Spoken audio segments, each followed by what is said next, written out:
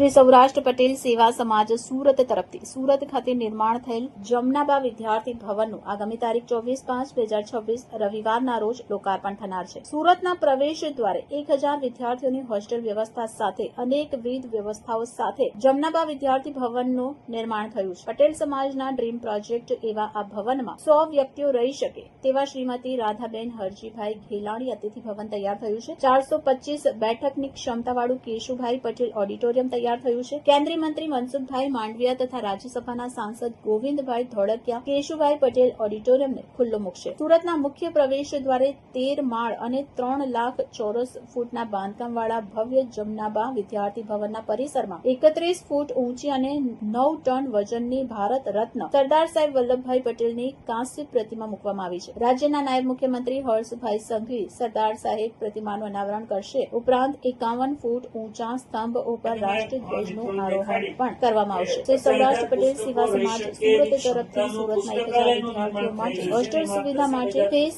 1 project પૂર્ણ કર્યો છે અને હવે ફેઝ 2 માં 500 દીકરીઓ માટે કિરણ મહિલા ભવનનું લોકાર્પણ ટૂંક સમયમાં થશે। બંને પ્રોજેક્ટ મળીને કુલ ₹200 કરોડની કિંમતના બંને ભવનનું નિર્માણ થયું છે। આગામી રવિવારે રાજ્યના માનનીય મુખ્યમંત્રી શ્રી ભૂપેન્દ્રભાઈ પટેલની ઉપસ્થિતિમાં પટેલ સમાજના અગ્રણી શ્રી જંગીભાઈ ટીકરેરાવાળા તથા અમદાવાદથી શ્રી રવજીભાઈ વસાણીના વરદ હસ્તે શુભ ઉદઘાટન વિધિ થનાર છે। મુખ્ય નામકરણના દાતા શ્રી હંસરાજભાઈ ગાંડલિયા, સરદાર સાહેબની પ્રતિમા ખર્ચના સૌજન્ય દાતા શ્રી વલ્લભભાઈ પી સવાણી, અતિથિ ભવનના નામકરણના દાતા તુષારભાઈ ઘેલાણીના ધર્મપત્ની પલ્લવીબેન તુષારભાઈ ઘેલાણી સહિત દાતાશ્રીઓની ઉપસ્થિતિમાં જમનાબા વિદ્યાર્થી ભવનનું લોકાર્પણ થનાર છે। માનનીય મુખ્યમંત્રી શ્રી ભૂપેન્દ્રભાઈ પટેલના અધ્યક્ષ સ્થાને યોજાનાર લોકાર્પણ સમારોહમાં કેન્દ્રીય મંત્રી શ્રી સી.આર. પાટીલ, કૃષિ મંત્રી જીતુભાઈ વાઘાણી, આરોગ્ય મંત્રી પ્રફુલભાઈ પાનસેરિયા, ઉર્જા મંત્રી કૌશિકભાઈ વેકરિયા, નાગરિક સંરક્ષણ મંત્રી કમલેશભાઈ પટેલ, વિધાનસભા ડેપ્યુટી સ્પીકર પુર્ણેશભાઈ મોદી, સુરતના સાંસદ મુકેશભાઈ દલાલ, અમરેલીના સાંસદ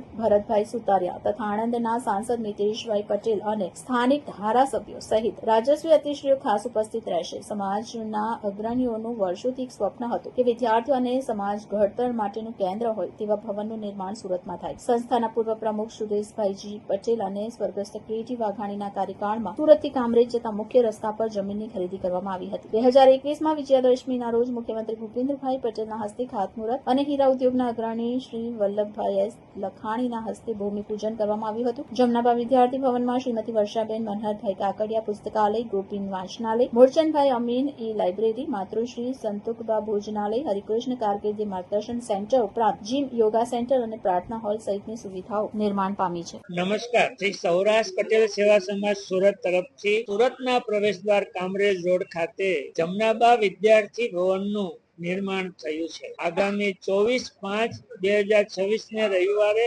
માનનીય મુખ્યમંત્રી શ્રી ભૂપેન્દ્રભાઈ પટેલની ઉપસ્થિતિમાં એનું લોકાર્પણ થવાનું છે। આ લોકાર્પણ પ્રસંગે આપ સૌને પધારવા સહૃદયથી નિમંત્રણ છે।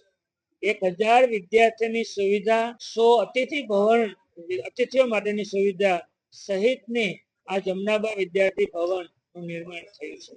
વિશાળ વાંચનાલય, પુસ્તકાલય અને સમાજ અને વિદ્યાર્થી માટેની પ્રવૃત્તિનું કેન્દ્ર એવા જમનાબા વિદ્યાર્થી ભવન આ સુરતને અર્પણ થાય છે। સુરતના પ્રવેશ દ્વારે આ ભવનમાં સરદાર સાહેબની 31 ફૂટ ઊંચી પ્રતિમા પણ સુરતની શાન અને સમાજનું ગૌરવ બનશે। બસ આપ સૌ આ લોકાર્પણ પ્રસંગે ઉપસ્થિત રહો એવું ભાવભીનું નિમંત્રણ છે।